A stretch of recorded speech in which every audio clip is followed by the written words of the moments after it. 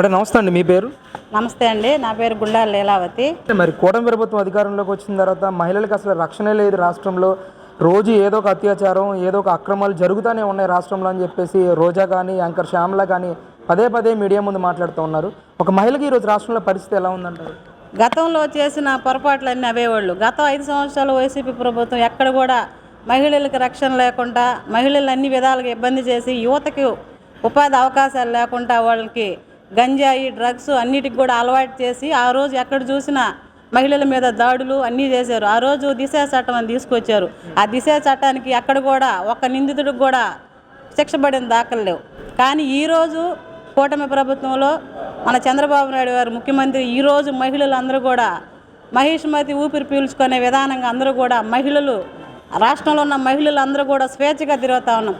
కానీ ఈరోజు రోజా కావచ్చు, యాంకర్ శ్యామల కావచ్చు, వాళ్ళ కళ్ళబొల్లి మాటలన్నీ కూడా ఎక్కడైతే ఏ మహిళ మీద ఎలాంటి అటాకులు జరిగితే అది పార్టీలకు అతీతంగా అందరిని కూడా అప్పటికప్పటికి వాళ్ళకి శిక్షలు వేసే పరిస్థితి ఈరోజు గవర్నమెంట్.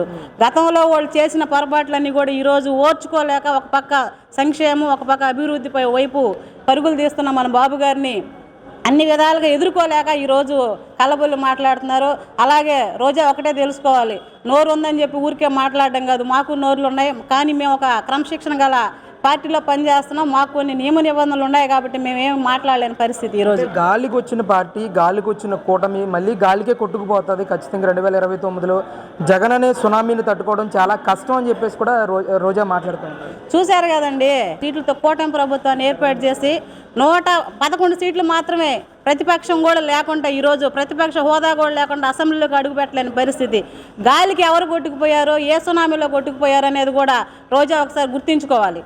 అంటే ఈ 11 స్థానాలు రావడానికి కారణం జగన్మోహన్ రెడ్డి గారి మీద ప్రజల్లో చెడు భావం కాదు, మంచి భావమే ఉంది. కాకపోతే చంద్రబాబు నాయుడు అబద్ధ హామీలు ఇచ్చి మోసం చేసి ఈరోజు 164 స్థానాలతో గద్దె ఎక్కాడు అని చెప్పేసి జగన్మోహన్ రెడ్డి మాట్లాడుతున్నారు. ఈరోజు రాష్ట్రంలో ఉన్న ప్రజలందరూ చైతన్యవంతులేనండి. ఎవ్వరూ ఏ కళ్ళబుల్లి మాటలు చెప్పినా నమ్మే పరిస్థితి కాదు. గతంలో 5 సంవత్సరాల్లో రాష్ట్రాన్ని ఎలా నాశనం చేశాడో, ఒక యువత కావచ్చు, ఒక మహిళ కావచ్చు, ఒక రైతులను కావచ్చు, అన్ని విధాలుగా నాశనం చేసిన జగన్మోహన్ రెడ్డి అభివృద్ధి, సంక్షేమం, యువత బాగుండాలంటే మళ్ళీ చంద్రబాబు నాయుడు గారు రావాలి, ఒక్క అవకాశం అని చెప్పి ఇచ్చాం ఆనాడు జగన్మోహన్ రెడ్డికి. ఈ రాష్ట్రాన్ని అన్ని విధాలుగా నాశనం చేసిన పరిస్థితి కావున మళ్ళీ మాకు బాబు గారే రావాలని చెప్పి ఇంచుమించు 164 సీట్లతో ఈరోజు రాష్ట్ర ప్రభుత్వాన్ని ఏర్పాటు చేశారు. ఈరోజు మనం అన్ని విధాలుగా చూస్తున్నాం, యువత కావచ్చు, మహిళలు కావచ్చు, అన్ని రంగాల్లో దూసుకెళ్లే పరిస్థితి. అంటే ముఖ్యంగా జగన్మోహన్ రెడ్డి రాష్ట్రాన్ని నాశనం చేశాడని చెప్పి చంద్రబాబు నాయుడుని కోరుకున్నారు. మరి చంద్రబాబు గెలిచి దాదాపు సంవత్సరం దాటుతా ఉన్న పరిస్థితి ఇప్పుడు ఎలా ఉంది అసలు రాష్ట్రంలో? ఈరోజు చూసామండి, మనం సంవత్సరం దాటిపోయింది ఈ కూటమి ప్రభుత్వం వచ్చి. ఆ రోజు మనం సూపర్ 6 అనే ప్రతిపక్షంలో ఉన్నప్పుడు బాబు గారు సూపర్ 6 అనే పథకాన్ని ఇంటింటికి తీసుకెళ్లాడు. ఈ రోజు సూపర్ 6 పథకం అన్నింటిలో కూడా తల్లికి వందనం కావచ్చు, అలాగే ఆగస్టు 15 నుంచి కూడా ఫ్రీ ఉచిత బస్సు కూడా ఉంది. అలాగే ప్రతి ఇంటికి కూడా గ్యాస్ సిలిండర్లు ఇచ్చే పరిస్థితి, అలాగే అన్నదాత సుఖీభావ కింద కూడా ఈ నెల 20వ తేదీ కూడా అకౌంట్లో జమ అయ్యే పరిస్థితి. ఎక్కడ కూడా మాట చెప్పిన విధంగా ఈరోజు అన్ని కార్యక్రమాలు ఈరోజు కూటమి ప్రభుత్వం నెరవేరుస్తుంది. వాళ్ళు చెప్పినంత మాత్రాన ఏమీ లేదు. ఈరోజు ప్రతి ఒక్క కాన్స్టిట్యున్సీలో ఎమ్మెల్యేలు వెళ్ళి ఈరోజు మా గూడూరు నియోజకవర్గం, మా గౌరవ డాక్టర్ పాసం సునీల్ కుమార్ గౌడ్ కూడా ఈరోజు 20 రోజుల నుంచి అన్ని పంచాయతీల్లో తిరుగుతూ ఉన్నాడు. ప్రతి ఒక్క ఇంటికి వెళ్ళి మేము ఇచ్చిన హామీలు నెరవేరాయా లేదా, ఒకవేళ ఏదైనా టెక్నికల్గా ఇష్యూస్ ఉన్నా అవన్నీ కూడా అప్పటికప్పటికి అధికారులతో మాట్లాడి ఆ ప్రాబ్లమ్స్ అన్ని కూడా క్లియర్ చేస్తున్నారు. ఎందుకంటే మనం ఇచ్చిన హామీలు ఈరోజు 100% నెరవేర్చను. అందుకు ధైర్యంగా ప్రజల్లోకి వెళ్ళి తిరగల సత్తా మనకుంది. గతంలో ఏనాడైనా సరే, ఏ ఒక్క ఎమ్మెల్యే అయినా సరే ప్రజల ముందుకు వచ్చిన దాఖలు ఉన్నాయి. ఒక్కసారి జగన్మోహన్ రెడ్డిని క్వశ్చన్ చేస్తున్నాం మేము. అంటే గడప గడప అంటూ కూడా వైసీపీ నాయకులు కూడా వెళ్ళారు కదా, అసలు ఏంటి?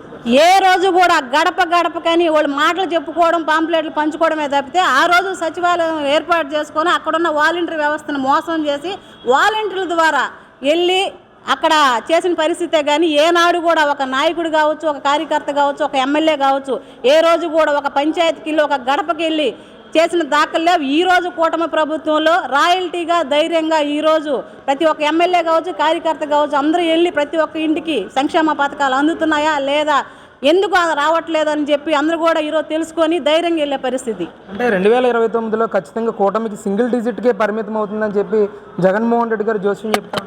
జగన్మోహన్ రెడ్డి చిలక జోసాలన్నీ చూసామండి. రేపు 2029లో ఆ 11 కూడా రాని పరిస్థితి. మొత్తం 175 మొత్తం ఈ కూటమి ప్రభుత్వం గెలుచుకుంటుంది. దాంట్లో ఏరే మార్పే లేదు. కావాలంటే ఛాలెంజ్ చేస్తున్నాం మేము.